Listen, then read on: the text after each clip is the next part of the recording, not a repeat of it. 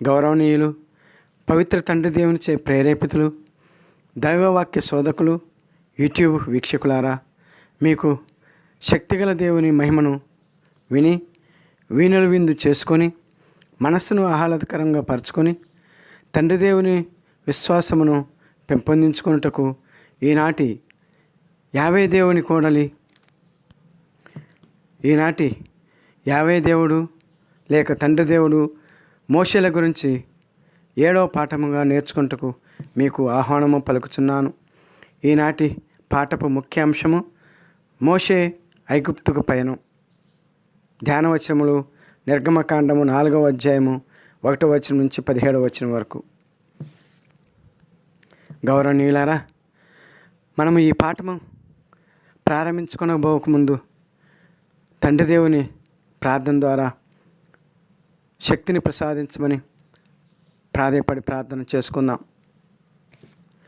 ఓ మహామహిమ కలిగిన దేవా, శక్తి సంపన్నుడా, విక్టోరియా జలపాతం నుండి నైలు నదిని ఉద్భవింపజేసి ఎడారి ఐగుప్తును పచ్చదనాన్ని చూడలేని దేశాన్ని సస్యశ్యామలముగా చేసి ప్రపంచంలోనే అత్యంత పొడవైన నదిగా ప్రవహింపజేసి ఐగుప్తు దేశాన్ని ప్రపంచ ప్రాచీన నాగరికత విలసిల్లిన దేశంగా తీర్చిదిద్ది దాన్ని ప్రపంచ చరిత్రలోనే ఉత్తమోత్తమైన దేశముగా నీవు నిలిపినట్లు ఈనాటి మీరు మాకు అనుగ్రహించిన పాఠంలో నిర్గమకాండము 4వ అధ్యాయము 1వ వచనం నుంచి 17వ వచనాల ప్రకారము మరియు మేము నేర్చుకున్న 6వ పాఠము ప్రకారము మొదటి 40 సంవత్సరములు మోషే ప్రవక్త గారు తన వారి మధ్య తను ఉన్న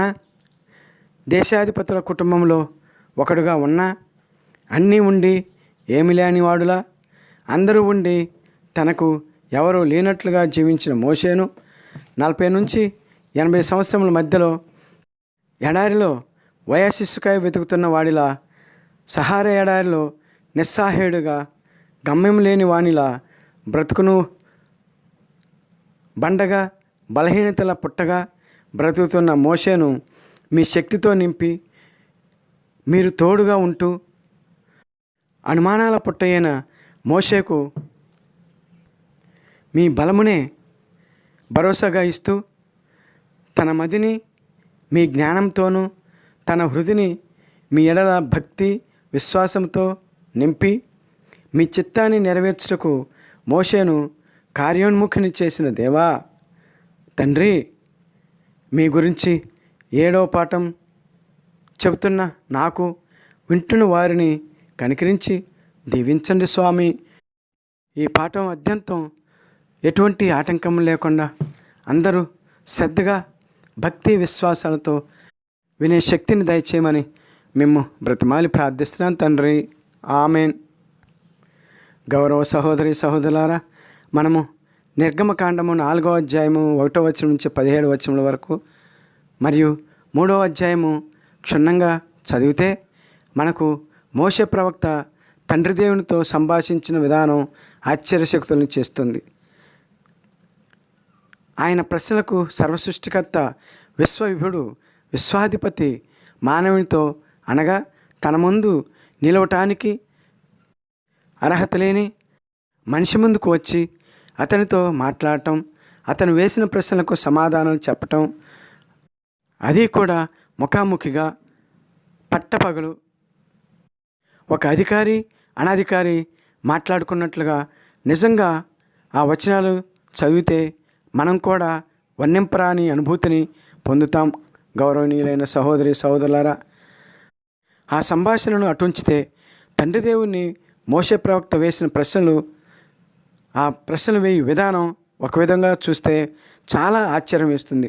కానీ రెండవ వైపు చూస్తే మోషే ప్రవక్త దేవుడైన యెహోవా నేను నీకు తోడుంటాను అని పదే పదే భరోసాతో అభయమిస్తున్నా మోషే ప్రవక్త వేసిన ప్రశ్నలను బట్టి ఆయన ఎంత పిరికివాడో, ఎంత భయస్థుడో, ఎంత బలహీనుడో మనకు అర్థమవుతుంది. ఈ బలహీనుడైన మోషేను తన బలముతో నింపాలనుకున్నాడు దేవుడైన యెహోవా. అందుకే మోషే మండుచున్న పొదను ఆతృతతో కళ్ళ ముందు జరుగుతున్న ఆశ్చర్యాన్ని గమనించదలసి పొద వద్దకు వెళ్ళాడు. అది మోషే బలం. ఆతృత అతన్ని పవిత్ర స్థలానికి చేర్చింది. ఇది ఆతృత ఫలం. ఆ ఆతృత దేవుని తెలుసుకునేలా చేసింది, దేవుని వినేలా చేసింది, యెహోవా దేవుడు ఎవరి దేవుడో తెలుసుకునేలా చేసింది. అది మోషేకు బలం. దేవుడు ఆ సమయంలో దివి నుండి భూమికి దిగివచ్చుటకు కారణం తెలుసుకునేలా చేసింది ఆ ఆతృత. ఇజ్రాయేలు ప్రజలు 400 సంవత్సరములు బానిసత్వంలో ఉన్న కాలంలో ఏం చేశారో, దేవునికి ఎలా మొరపెట్టుకున్నారో తెలుసుకునేలా చేసింది మోషేకున్న ఆ ఆతృత. అదే సమయంలో ఇజ్రాయేలీయుల ప్రార్థన వృధా కాలేదు అని తెలుసుకునేలా చేసింది ఆ మోషే ఆతృత. అదే ఆయన బలం.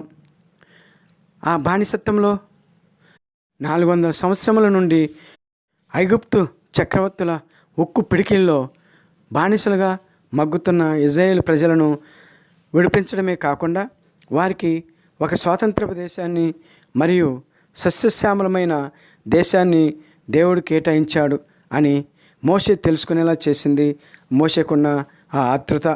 గౌరవనీయులారా, మనలాగే మోషే ప్రవక్త మండుచున్న పొద వద్దకు వెళ్ళిన సంఘటనను మన జీవితంతో పోల్చుకుందాం. గౌరవనీయులైన సహోదరి సహోదరులారా, అది ఎలాగంటే ప్రతి ఆదివారం మనం కూడా దేవాలయానికి చక్కగా దివ్య పూజ బలిలో పాల్గొనాలని మరియు పండుగ సమయాల్లోనూ ప్రార్థన సమయాలలోనూ లేక కూటములలోనూ ఎంతో ఆతృతతోనూ దేవుని విషయాలు చాలా తెలుసుకోవాలనే ఉత్సాహంతో మోషే మండుచున్న పొద వద్దకు ఆతృతతో వెళ్ళినట్లుగా మనం కూడా వెళ్తాం. దేవుని వాక్యాలు చక్కగా శ్రద్ధగా వింటాం మోషేలా. కానీ ఇప్పుడు మోషేతో దేవుడు ఏమంటున్నారో విందాం. నిర్గమకాండము 3వ అధ్యాయము 10వ వచనం. కావున రమ్ము, ఐగుప్తు దేశం నుండి నా ప్రజలను ఇశ్రాయేలీయులను వెలుపలకు తీసుకొని వచ్చుటకై నిన్ను ఫరో రాజు వద్దకు పంపెదను అని చెప్పాను. అప్పుడు మోషే దేవునితో, ఫరో రాజు కొరకు వెళ్ళుటకు కానీ ఇశ్రాయేలీయులను ఐగుప్తు దేశం నుండి తీసుకొని వచ్చుటకు కానీ నేనెవడను అని మోషే పలికెను. గౌరవనీయులారా, విన్నారా మోషే ప్రశ్న తండ్రి అయిన యెహోవా దేవునికి? ఈ వచనాన్ని చక్కగా మనమందరం అనగా క్రైస్తవ దేవాలయములకు వెళ్ళువారందరూ ధ్యానించుదాం. ఈ వచనం కరెక్ట్గా మన క్రైస్తవ జీవితాలకు అద్దం పట్టేలా ఉంది. మోషే గారిలా దేవాలయాలలో వినిపించిన వాక్యాలన్నీ దేవుని మాటలు శ్రద్ధగా వింటాం. కానీ సమాజంలో నీ గృహం చుట్టూ ఉన్న వారిని, నీ స్నేహితులను దేవాలయాలకు రమ్మని చెప్పం. నీ ఇంటి చుట్టూ ఉన్న హైందవుల కొరకు ప్రార్థించమని దేవుడు ప్రేరణ ఇస్తే, లేక దేవాలయాల్లో బోధకుల ద్వారా వారి కొరకు ప్రార్థించండి అని చెప్తే నేనెవడినండి వారి కొరకు ప్రార్థించడానికి అని మనకు మనం ప్రశ్నించుకొని సమర్థించుకుంటాం. నీ మిత్రుడు తప్పుదారిలో నడుస్తూ తన జీవితాన్ని నరకప్రాయం చేసుకుంటుంటే కనీసం నీ ఇంట్లో నుండి అయినా నువ్వు ఆ స్నేహితుడి కొరకు ప్రార్థించవు. పైగా వాడు మారడండి అని మనల్ని మనం సమర్థించుకుంటాం. పైగా ఒక మంచి పని చేయుటకు మోషే తండ్రి దేవుని నేనెవడిని తండ్రి దేవుని చిత్తాన్ని నెరవేర్చుటకు అని తప్పించుకుంటకు 1,000,000 ప్రశ్నలు వేసినట్లుగా ఎవరికి వారు సమర్థించుకొను అసమర్థపు మాటలు పలుకుతాం. ఒక్కసారి మోషే ప్రవక్త దేవుని చిత్తాన్ని నెరవేర్చుటకు తన చేత కాదని తప్పించుకొనుటకు ఎన్ని ప్రశ్నలు వేశాడో చూద్దాం. మొదటి ప్రశ్న, ఇశ్రాయేలీయులను ఐగుప్తు దేశం నుండి తీసుకొని వచ్చుటకు నేనెవడను అని. రెండవ ప్రశ్న, అయినచో నేను ఇశ్రాయేలీయుల దగ్గరకు వెళ్ళి మీ పితరుల దేవుడు నన్ను మీ కడకు పంపెనని చెప్పవలేను కదా, అప్పుడు వారు ఆ దేవుని పేరేమి నన్ను అడిగినచో నేనేమి చెప్పవలేను అనెను. మూడవదిగా నిర్గమకాండము 4వ అధ్యాయము 1వ వచనము. అప్పుడు మోషే వారు నన్ను నమ్మరు, నా మాటలు వినరు. యావే నీకు ప్రత్యక్షము కాలేదు అని నాతో అందురు. అప్పుడు నేనేమి చేయవలను అని ప్రశ్నించను.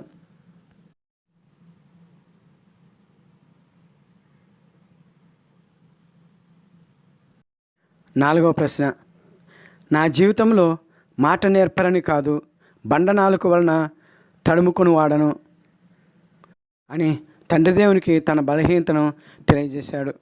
5వ ప్రశ్న, అయితే మోషే నీకు ఇష్టమైన వారిని మరొకరిని పంపుము అనెను. తన బలహీనతను ఆసరాగా తీసుకొని దేవుని చిత్తాన్ని నెరవేర్చుటకు తప్పించుకోవటానికి.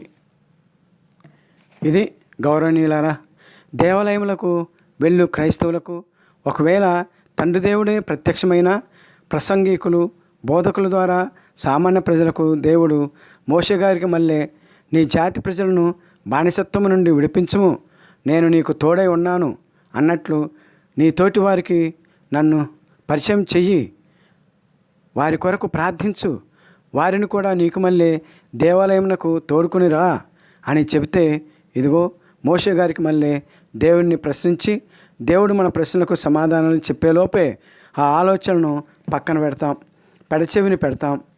అంతగా దేవుడు మరీ మరీ ప్రశ్నిస్తే అసలు దేవాలయానికే వెళ్ళటం మానివేస్తాం. అయినా కూడా దేవుడు విడవకుండా ఆ సంఘ బోధకుడు లేక గురువుగారి ద్వారా దేవుడు పదే పదే చెప్తే ఆ పిలుపును తప్పించుకోవటానికి అవసరమైతే ఆ సంఘాన్నైనా విడిచి పెడతారేమో కానీ దేవుని చిత్తాన్ని మాత్రం అంగీకరించరు. తోటివారి కొరకు ప్రార్థన చేయరు. దేవుని ప్రేమ గురించి తోటివారికి చెప్పటం ఒక అవమానంగా భావిస్తాం. అవునా కదా సహోదరి సహోదరులారా? ఒక్కసారి ప్రశ్నించుకుందాం. గౌరవనీయులైన సహోదరి సహోదరులారా, దయచేసి క్రైస్తవ సహోదరి సహోదరులారా, మీకందరికీ తెలుసు ఒకే ఒక్క దేవుడు, నిజమైన దేవుడు తండ్రి అయిన యెహోవా దేవుడే అని.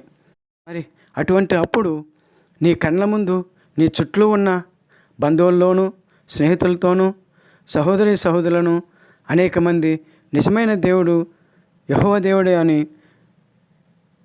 ఆయనే సత్యదేవుడు అని తెలియజేయటకు ఎందుకు వెనకాడాలి? అంతేకాక ఆ దేవుడు ఇచ్చినటువంటి ఆజ్ఞ ప్రకారం తోటివారు కష్టాలతోనూ నష్టాలతోనూ వ్యాధులతోనూ బాధలతోనూ దుర్వ్యసనాలతోనూ బలహీనలతోనూ మొదలగు వ్యక్తిగత కుటుంబపర వ్యాపారపర ఉద్యోగపర ఆరోగ్యపరమైన మొదలగు వాటి బలహీనతల బానిసత్వపు ఉక్కు పిడికిలలో అణిచివేయబడుతున్న వారిని ఒక ఓదార్పు మాటైనా లేక ఒక్క సహాయపు హస్తంతోనైనా, అన్నిటికన్నా ప్రధానమైన నీ ఇంట్లో కానీ ఎక్కడ అనుకూలంగా ఉంటే అక్కడ తప్పనిసరిగా వారి కొరకు ప్రార్థనైనా చేయగలిగితే దేవుడైన యెహోవా జారీ చేసిన ఆజ్ఞ వల్లే ప్రతి క్రైస్తవునికి దేవుడు యెహోవా ఈనాడు ఆజ్ఞాపిస్తున్నాడు. ఏమనంటే నీ తోటి వారిని వారి వారి బలహీనతలు అను బానిసత్వం నుండి విడిపించమని, భూలోక మోక్షరాజ్యమైన దేవాలయమునకు నడిపించమని, వారు కూడా నీవలే దైవ ప్రేమను పొందుటకు దైవవాక్యమును వినుటకు తీసుకొని రమ్మని తండ్రి దేవుడు ఆజ్ఞాపిస్తున్నాడు. మరి నీవు సిద్ధమా? ఈరోజే ఈ యూట్యూబ్లో వాక్యాలు వినడం వెంటనే నిర్ణయించుకో. మోషే ప్రవక్త దేవుని ఆజ్ఞను పాటించుటకు సిద్ధపడినట్టుగా నీవు కూడా దేవుని వాక్య ప్రచారంలో పాల్గొనుటకు సిద్ధపడు. దేవుడు నీకు తోడై ఉందురుగాక. ఆమెన్. పితా పుత్ర పవిత్ర ఆత్మ నిరంతరము స్తుతింపబడుదురుగాక. ఆమెన్.